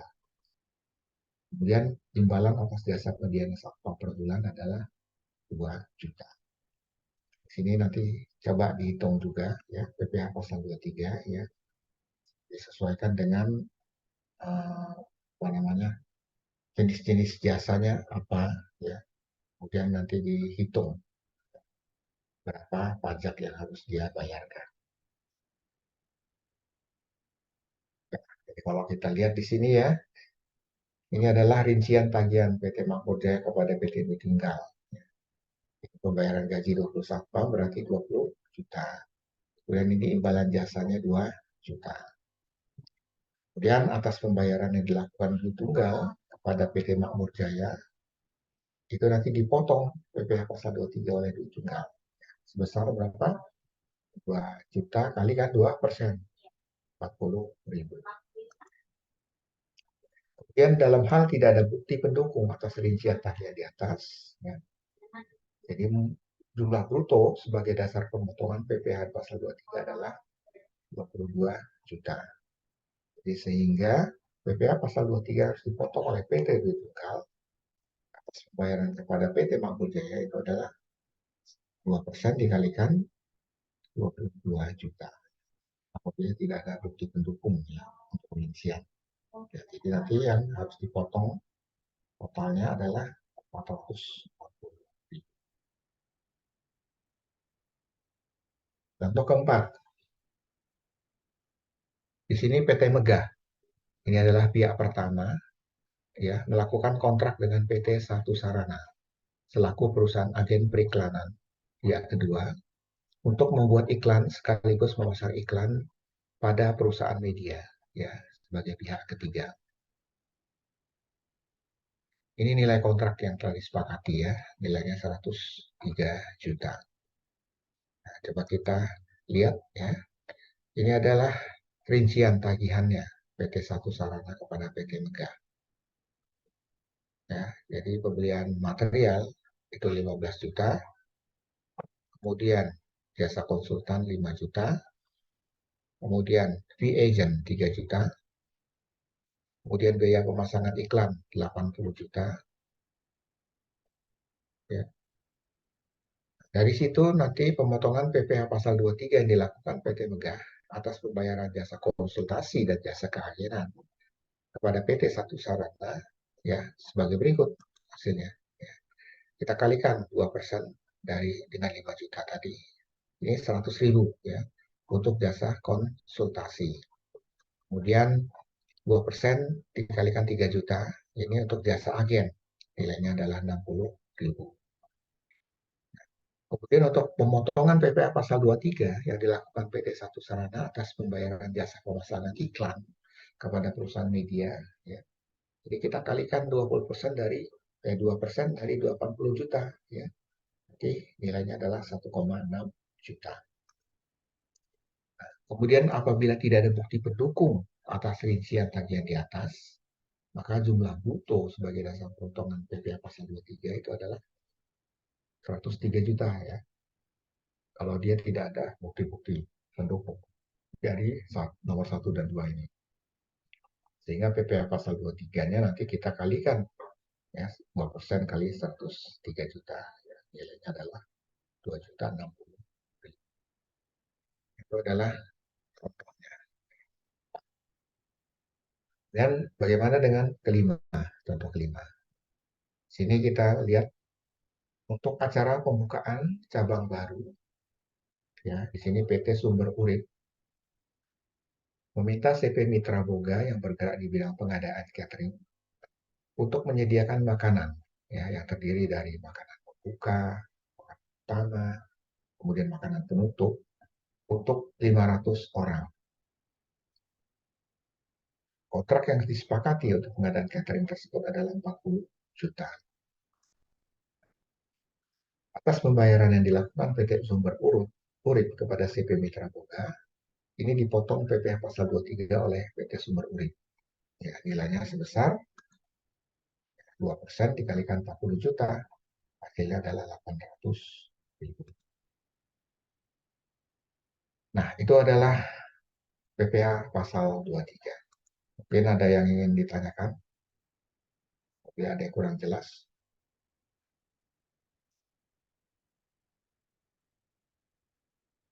Nah, saya akan masuk ke bagaimana apa namanya cara pengisian untuk SPT PPh pasal 23. Ya. Kenapa? Karena ini biasanya juga umum dilakukan oleh perusahaan. Ya. Kalau mereka menggunakan ISPT.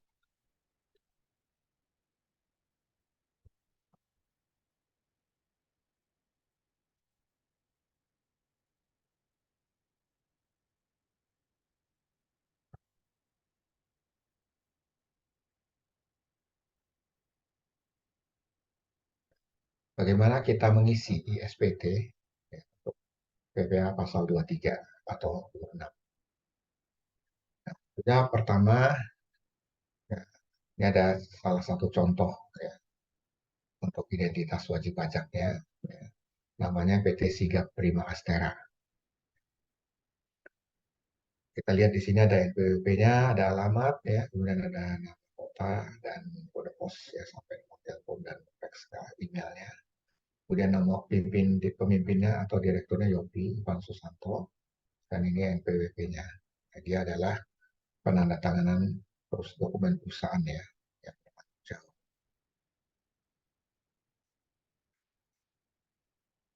Dan ini transaksi-transaksi ya di bulan April 2021 ya. Saat yang terjadi ya di sini tanggal 8 April 2021 dia membayar sewa kendaraan angkutan pada PO Bintang Transport Jalan Bintaro 24 NPWP ada, kode pos ada, nomor telepon ada untuk 1 bulan sewa. Ya, nilainya adalah 16 juta. Kemudian di tanggal 13 April 2021 membayar konsultan dari PT Mawar Design sama Margonda ya, di Depok. NPWP ada, kode pos ada, nomor telepon ada, nilainya adalah 8 juta. Kemudian tanggal 29 April 2021 membayar bunga pinjaman kepada PT Suraya Palamada Pasar Minggu Jakarta. NPWP-nya ada, kode pos ada, nomor telepon ada, nilainya adalah 10 juta. Kemudian di tanggal 30 April 2021 membayar jasa catering Mother Gathering karyawan sebesar 20 juta kepada PT Citra Cinta Catering. Ya, alamatnya di Depok dan ada nomor kode pos, nomor telepon dan nomor NPWP. Nah, itu adalah transaksi ya selama bulan April. Sini kita diminta untuk input ke dalam aplikasi ISPT PPh pasal 2326. Kemudian kita coba langkahnya adalah melengkapi dulu profil wajib pajak. Kemudian kita input transaksi yang dikenakan PPh pasal 23. Kemudian input SSP dengan NTPN ya, yang dibayar pada tanggal 31 Maret 2021. Nah, di sini NPPN-nya yang untuk sewa kendaraan, ini nomornya. Kemudian NTPN untuk jasa, ini nomornya. Kemudian bunga pinjaman, ini nomornya. Itu nomor bukti kalau kita sudah membayar pajaknya. Apa yang pertama dilakukan? Tentu kita harus menginstal dulu sistem ini ya, SPT, ISPT-nya, PPh pasal 23 ya. Kita bisa ambil di DJP online, ya, website DJP online pajak, dan di situ kita masuk ke dalam aplikasi pajak, dan di situ kita bisa langsung download ke yang apa namanya PPh 23 yang terbaru ya, yang update terbaru. Di situ bisa kalian cek tahunnya. Nah, nanti setelah itu nanti di-download ya, nanti kita akan setelah berhasil download, nanti kita akan um, melihat tampilannya seperti ini ya. Ini ISPT DJP ya, pajak penghasilan pasal 23 atau 26. Nah, ini harus di-connect ke database ya. Di sini ada klik connect ke database ya. Setelah itu nanti kita bisa masuk ke dalam salah satunya ya. Di sini kata ada pilihan nanti ya, DB BPH2 ya, klik aja di situ ya. Kemudian nanti OK ya. Kemudian nanti masukkanlah NPWP wajib pajaknya ya. Tadi kita ada datanya kan NPWP ya. Kita input di sini nomornya. Setelah itu nanti klik OK. Setelah itu nanti akan muncul untuk mengisi profil wajib pajak. Ya. Jadi kita isi NPWP-nya sudah terisi ya. Kemudian nama wajib pajaknya PT Siga Prima Astra. Kemudian alamatnya ini ya, Gaya Motor, Sunter, Jakarta. Ini kota, kode pos, nomor telepon. Ya. Ada lagi di sini nama KPP-nya, ya, tempat dia melapor pajak ya. Di sini KPP pertama Jakarta Selatan.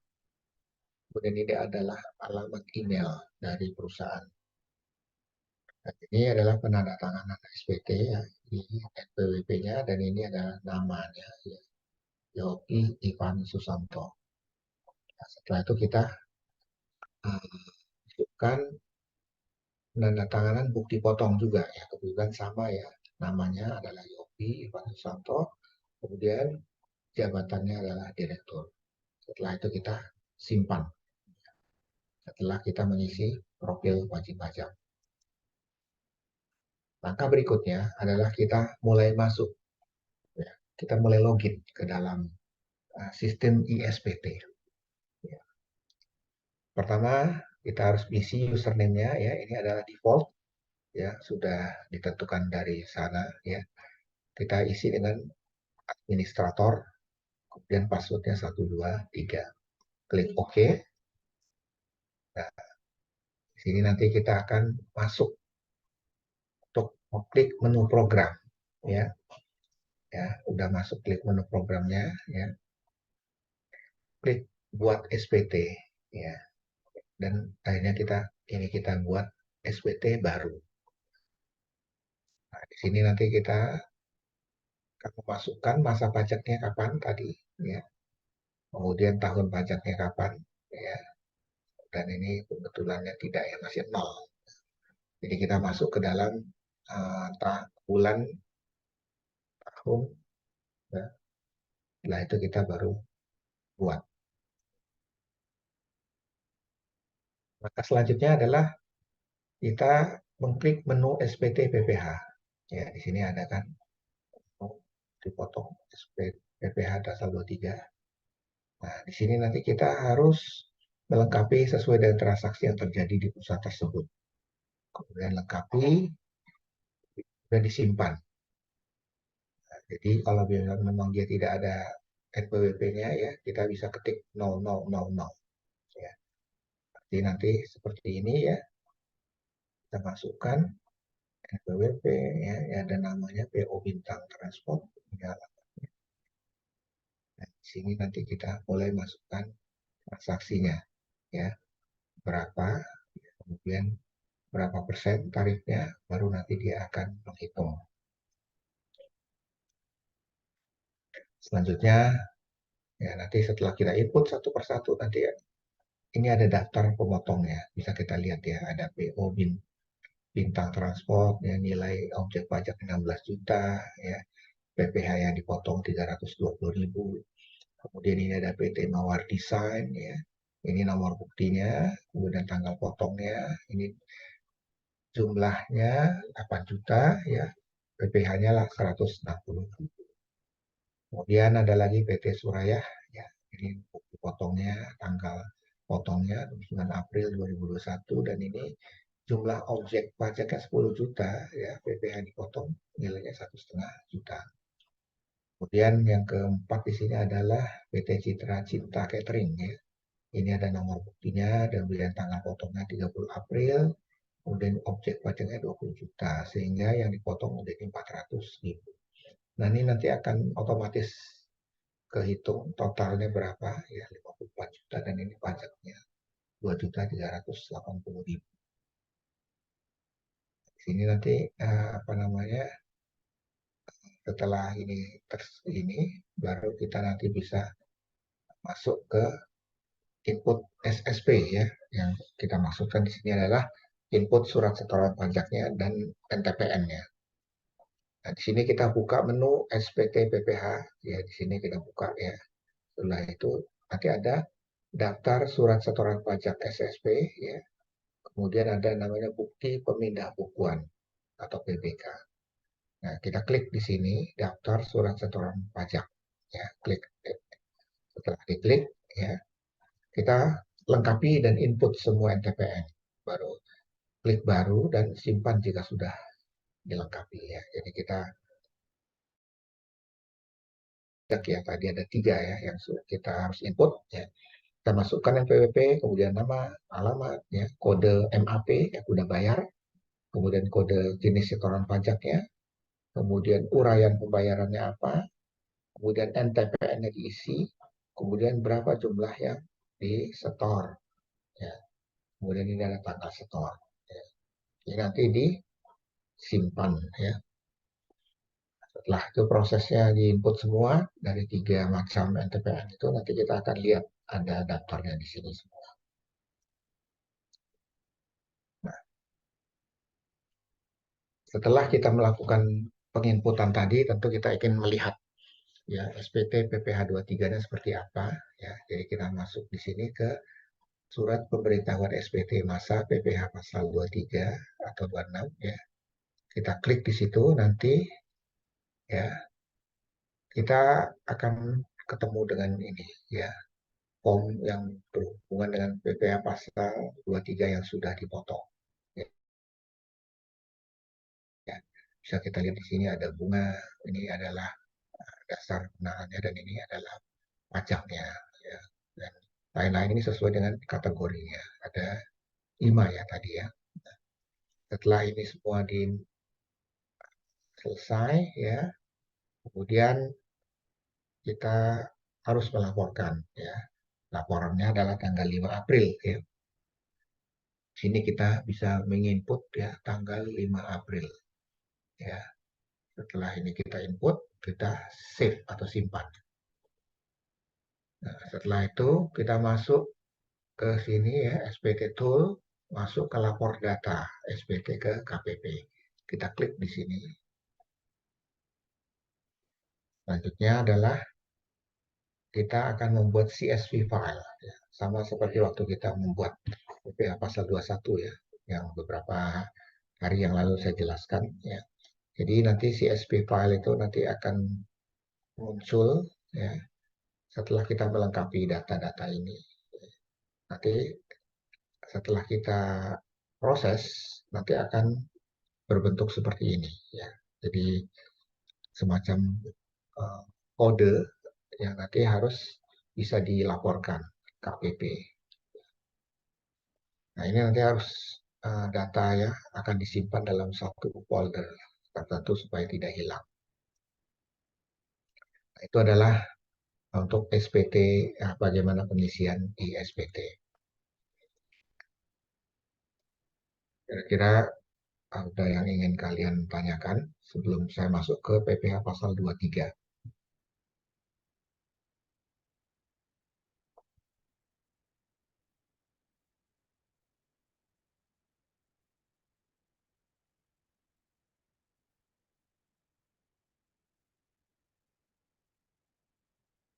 Oke, kalau tidak ada saya lanjutkan ke PPh pasal 26 ya, sorry tadi 26, saya bilang tadi 23.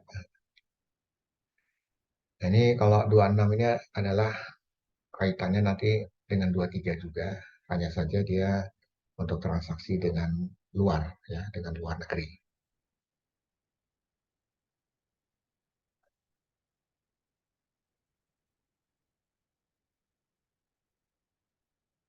Oke, ya. Kita nanti akan bahas bagaimana pendahuluan objek dan tarifnya. Kemudian ada lagi istilah branch profit tax ya. Dan kita bahas tax treaty, ya, perjanjian pajak berganda dan contoh soal. Apa yang dimaksud dengan PPh pasal 26 ya? Ini subjek pajaknya dulu yang kita bahas. Ya. Tentunya subjek pajaknya adalah wajib pajak luar negeri, ya, selain BUT, ya, atau bentuk usaha tetap. Jadi ini benar-benar pajak yang ada dari luar negeri. Siapa pemungutnya? Ya, tentu adalah badan pemerintah, subjek pajak dalam negeri, kemudian penyelenggara kegiatan, BUT, ya, perwakilan perusahaan luar negeri. Demi negara domisili, ya, dari wajib pajak luar negeri, selain yang menjalankan usaha atau kegiatan melalui bentuk usaha tetap atau BUT, adalah negara tempat tinggal atau tempat kedudukan wajib pajak luar negeri yang sebenarnya menerima manfaat dari penghasilan tersebut. Ya, jadi kita istilahkan di sini adalah beneficial owner. Ya, jadi di sini negara domisilinya harus negara tempat tinggalnya atau tempat kedudukan dari wajib pajak luar negeri. Objek dan tarifnya berapa? Ya, di sini adalah penghasilan yang diterima wajib pajak luar negeri itu diatur di pasal 26 ya, ayat 1 Undang-Undang PPh. Ya, apa saja ya? Yang jelas adalah dividen. Kemudian ada lagi bunga ya, ya termasuk premium dan diskonto. Kemudian ada royalti, sewa, penghasilan sehubungan dengan penggunaan harta. Ada lagi imbalan sehubungan dengan jasa atau pekerjaan atau kegiatan. Kemudian hadiah dan penghargaan. Kemudian ada pensiun dan pembayaran berkala lainnya, premi swap dan transaksi lindung nilai, ada keuntungan karena pembebasan utang. Nah, ini ya, objek yang dipotong itu pada umumnya sama dengan objek pemotongan PPh pasal 21 dan PPh pasal 23. Cuma bedanya ya, penerima penghasilan PPh pasal 26 ini adalah wajib pajak luar negeri. Ya, jadi itu yang membedakannya. Ya. Tarifnya adalah final ya, 20% dari nilai brutonya. Di sini kita juga akan melihat bagaimana premi asuransi dan reasuransi yang dibayarkan ya, pada perusahaan asuransi luar negeri. Tapi di sini dikecualikan ya apabila dia memiliki BUT di Indonesia. Tarifnya secara net itu adalah 20%. Tapi dari KMK 2624 tahun 1994 ya, ini kalau pembayaran pemegang polis ke perusahaan asuransi luar negeri, ya, perkiraan netonya itu adalah sama dengan 50% dikalikan premi. Ya, sehingga tarifnya nanti adalah 10%. Kalau pembayaran perusahaan asuransi dalam negeri ke perusahaan asuransi luar negeri, ya jadi perkiraan itu 10% dikalikan premi, itu nanti tarifnya 2%. Dan yang ketiga di sini adalah pembayaran perusahaan reasuransi dalam negeri ke perusahaan asuransi luar negeri. Ya, dengan perkiraan neto 5% dikalikan premi, ya. Hasilnya adalah 1%. Sorry, ini tarifnya adalah 1%. Ya, ini untuk yang asuransi. Nah, untuk yang 20% neto final, ya, jadi ini hubungannya dengan penjualan harta, ya, penghasilan yang didapat dari penjualan harta. Untuk penghasilan yang diterima atau diperoleh WP luar negeri, selain BUT atas penghasilan berupa keuntungan dari penjualan saham, jadi perkiraan netonya adalah 25% dikali harga jual. Tarifnya ya adalah 5%. Sedangkan yang penghasilan dari penjualan atau pengalihan harta di Indonesia kecuali yang diatur di dalam pasal 4 ayat 2, perkiraan netonya 25% dikali harga jual, ya, tarifnya adalah 5%. Yang di atas ini diatur di KMK 434 tahun 99, kemudian yang di bawahnya ini diatur di PMK 42 tahun 2009. Nah, untuk yang 20% neto, di sini adalah penghasilan dari penjualan saham perusahaan, ya, karena conduit company, ya, atau kita sebut juga special purpose company, ya, yang didirikan di tax haven country. Ya, ini maksudnya negara-negara yang bebas pajak, ya, yang mempunyai hubungan istimewa dengan badan atau BUT di Indonesia. Nah, perkiraan penghasilan netonya 25%. Tarifnya adalah 5% di sini dikenakan. Ya, ada di pasal 26 ayat 2A Undang-Undang PPH ataupun di Peraturan Menteri Keuangan nomor 258 tahun 2008. Nah, untuk ya dari branch profit tax, ya, atau penghasilan kena pajak sesudah dikurangi pajak dari suatu BUT di Indonesia, ini kecuali penghasilan tersebut ditanamkan kembali di Indonesia dalam bentuk penyertaan modal atau pembelian aktiva tetap atau investasi aktiva tidak berwujud. Ini juga nanti akan dikecualikan. Ya. Tapi untuk branch profit tax, ya, ini nilainya adalah 20%. Dan ini ada diatur di PMK 14 tahun 2011. Jadi kalau nanti ada perjanjian pajak berganda atau P3B atau tax treaty, jadi tarifnya akan mengikuti dari P3B tersebut. Apa yang dimaksud dengan tax treaty atau P3B, ya, perjanjian pajak berganda, ya. Ini sebenarnya latar belakangnya adalah benturan yuridiksi perpajakan antar negara-negara yang memiliki modal, ya, atau capital exporting countries dengan negara-negara yang membutuhkan modal atau capital importing countries, ya, antara yang punya modal dengan yang membutuhkan modal. Ya. Sehingga nanti di sini terjadi double taxation, ya, pengenaan pajaknya. Ya, bahkan bisa jadi tidak dikenakan sama sekali atau tax evasion. Ya. Untuk model tax rate ini ada yang model UN model dan ada yang OECD. Untuk mendapat menerapkan P3B, ya, perusahaan yang melakukan pembayaran pada WP luar negeri harus dapat menunjukkan SKD-nya. Ya, ini yang perlu, ya, surat keterangan domisili, ya. Yang menerbitkannya adalah competent authority, ya. Jadi di negara asal tersebut yang menerapkan SKD domisili, ya, dan menggunakan form DGT. Ya. Jadi ada form tersebut. Fungsi SKD sendiri itu menunjukkan bahwa penerima penghasilan wajib pajak luar negeri adalah penduduk atau residen di negara tersebut. Jadi tanpa SKD, ya, itu diterapkan tarif pasal 26 Undang-Undang PPH. Jadi harus ada SKD-nya. Bagaimana menentukan negara domisili, ya? Itu nanti wajib pajak luar negeri untuk orang pribadi itu adalah tinggalnya di mana. Nah, itu yang jadi domisili dia. Tapi kalau untuk wajib pajak luar negeri yang badan, ya, itu adalah negara tempat pemiliknya. Ya. Jadi siapa pemiliknya? Ya, jadi lebih dari 50% pemegang saham yang berkedudukan atau tempat efektif manajemen, tempat kantornya yang ada di situ bertempat. Itu yang kalau kita lihat di sini untuk penentuan, ya, P3B-nya. Sekarang kita masuk ke contoh soal, ya. Di sini ada suatu perusahaan penyewaan gedung kantor, ya, namanya PT Angin Mandiri. Dia mengasuransikan bangunan bertingkat ke perusahaan asuransi di luar negeri dengan membayar jumlah premi selama tahun sebesar 1 miliar. Jadi kita menghitung perkiraan penghasilan netonya dulu. Ya.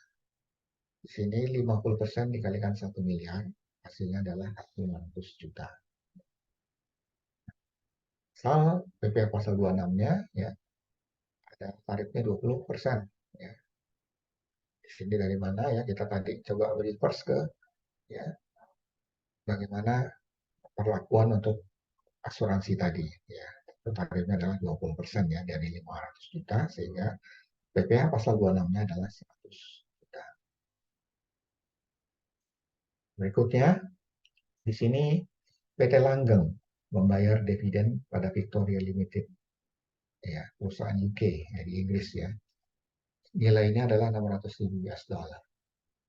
Tax Treaty Indonesia-Inggris ya, menyatakan tarif PPh dividen itu 8%. Kemudian kurs KMK-nya 10.000 per US dollar. Berapa PPh terutangnya? Jadi kita pertama adalah lihat nilai dividennya dulu. Ya. Di sini kan 10.000 per US dollar. Kita kalikan dengan 600.000. Hasilnya adalah 6 miliar. Dari angka 6 miliar ini, ya kita lihat tarif dividennya, karena ini antara Indonesia dan Inggris sudah ada tax treaty ya atau P3B, ya kita tinggal pakai angka ini. Jadi 8% dikalikan bruto. Dalam hal ini adalah nilai 6 miliar. Sehingga PPh pasal 26-nya adalah 480 juta. Nah, itu adalah akhir dari presentasi saya ya untuk ketiga apa namanya pajak penghasilan yang dimulai dari pajak penghasilan pasal 22, kemudian PPh pasal 23 ya, dan yang terakhir ini PPh pasal 26. Dan kalau memang ada yang ingin ditanyakan, silakan ditanyakan ya.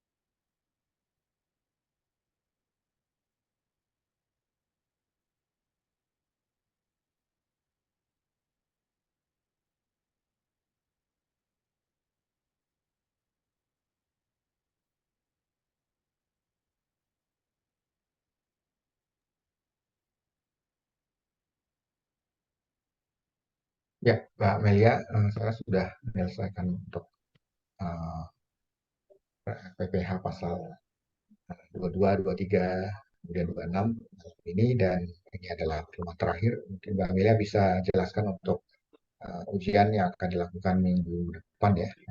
Ya, hari Senin. Oke, saya rasa saya serahkan untuk ditutup. Oh iya. Terima kasih kepada Bapak Helmi Ivan Taruna atas materi yang telah disampaikan. Untuk hari ini, untuk materinya sudah habis. Untuk hari Senin kita ujian. Ujiannya seperti biasa, nanti dilewat Zoom juga.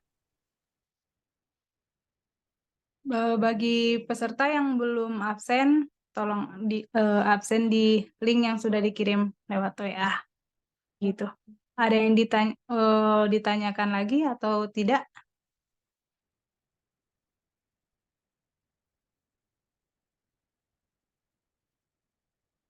Kalau tidak ada yang ingin ditanyakan, saya tutup pertemuan hari ini. Sebelum saya menutup, marilah kita berdoa terlebih dahulu. Berdoa dimulai.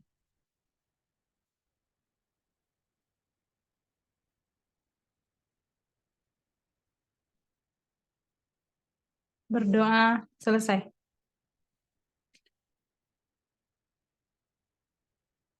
Saya akhiri. Wassalamualaikum warahmatullahi wabarakatuh.